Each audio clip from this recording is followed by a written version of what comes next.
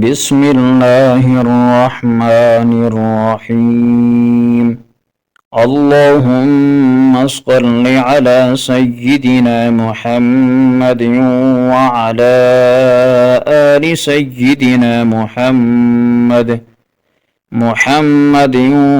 واصحابہ وبارک وسلم۔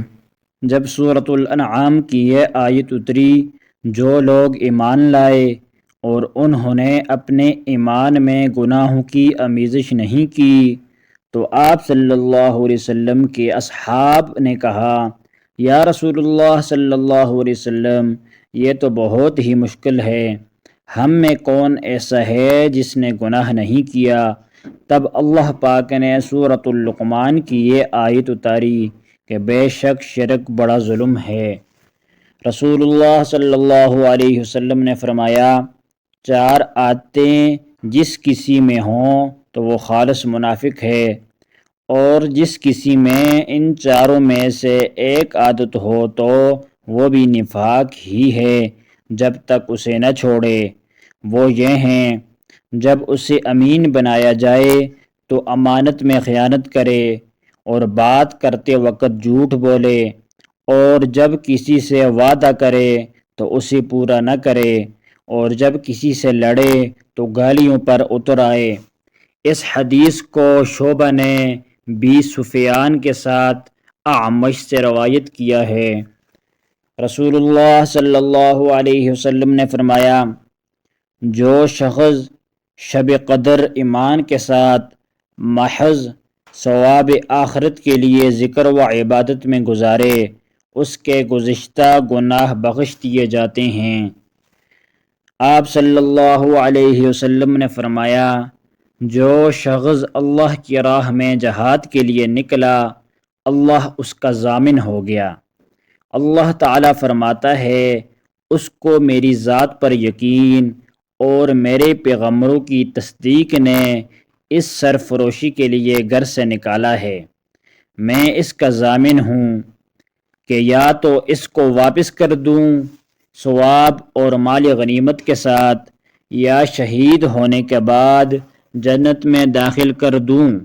رسول اللہ صلی اللہ علیہ وسلم نے فرمایا، اور اگر میں اپنی امت پر اس کام کو دشوار نہ سمجھتا تو لشکر کا ساتھ نہ چھوڑتا، اور میری خواہش ہے کہ اللہ کی راہ میں مارا جاؤں، پھر زندہ کیا جاؤں، پھر مارا جاؤں، پھر زندہ کیا جاؤں، پھر مارا جاؤں۔ آپ صلی اللہ علیہ وسلم نے فرمایا، جو کوئی رمضان میں راتوں کو ایمان رکھ کر اور ثواب کے لیے عبادت کرے، اس کے اگرلے گناہ بخش دیے جاتے ہیں۔ آپ صلی اللہ علیہ وسلم نے فرمایا، جس نے رمضان کے روزے ایمان اور خالص نیت کے ساتھ رکھے، اس کے پچھلے گناہ بخش دیے گئے ہیں۔ آپ صلی اللہ علیہ وسلم نے فرمایا، بے شک دین آسان ہے، اور جو شخص دین میں سختی اختیار کرے گا تو دین اس پر غالب آ جائے گا اور اس کی سختی نہ چل سکے گی۔ بس اس لیے اپنے عمل میں پختگی اختیار کرو، اور جہاں تک ممکن ہو میانہ روی برتو اور خوش ہو جاؤ کہ اس طرز عمل سے تم کو دیندار کے فوائد حاصل ہوں گے، اور صبح اور دوپہر اور شام اور کسی قدر رات میں عبادت سے مدد حاصل کرو۔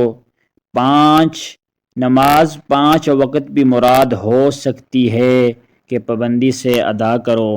انہوں نے رسول اللہ صلی اللہ علیہ وسلم کو یہ ارشاد فرماتے ہوئے سنا کہ جب ایک بندہ مسلمان ہو جائے اور اس کا ایمان عمدہ ہو، یقین و خلوص کے ساتھ ہو، تو اللہ تعالیٰ اس کے گناہ کو جو اس نے اس اسلام لانے سے پہلے کیا معاف فرما دیتے ہیں، اور اب اس کے بعد کے لیے بدلہ شروع ہو جاتا ہے، یعنی ایک نیکی کے عوض 10 گناہ سے لے کر 700 گنا تک ثواب اور ایک برائی کا اسی برائی کے مطابق بدلہ دیا جاتا ہے، مگر یہ کہ اللہ تعالی اس برائی سے بھی درگزر کرے اور اسے بھی معاف فرما دے، یہ بھی اس کے لیے آسان ہے۔ رسول اللہ صلی اللہ علیہ وسلم ایک دن ان کے پاس آئے۔ اس وقت ایک عورت میرے پاس بیٹھی تھی۔ آپ نے دریافت کیا یہ کون ہے؟ میں نے عرض کیا کہ فلاں عورت، اور اس کی نماز کے اشتیاق اور پابندی کا ذکر کیا۔ آپ صلی اللہ علیہ وسلم نے فرمایا، ٹھہر جاؤ، سن لو کہ تم پر اتنا ہی عمل واجب ہے جتنے عمل کی تمہارے اندر طاقت ہے۔ خدا کی قسم ثواب دینے سے اللہ نہیں اکتاتا، مگر تم عمل کرتے کرتے اکتا جاؤ گی، اور اللہ کو دین کا وہی عمل زیادہ پسند ہے جس کی ہمیشہ پابندی کی جا سکے اور انسان بغیر اکتائے اسے انجام دے۔ آپ صلی اللہ علیہ وسلم نے فرمایا، جس شخص نے لا الہ الا اللہ کہہ لیا اور اس کے دل میں جو برابر بھی ایمان ہے، وہ ایک نہ ایک دن دوزخ سے ضرور نکالا جائے گا، اور دوزخ سے وہ شخص بھی ضرور نکلے گا جس نے کلمہ پڑھا اور اس کے دل میں گیہوں کے دانہ برابر خیر ہو، اور دوزخ سے وہ بھی نکلے گا جس نے کلمہ پڑھا اور اس کے دل میں ایک ذرہ برابر بھی خیر ہے۔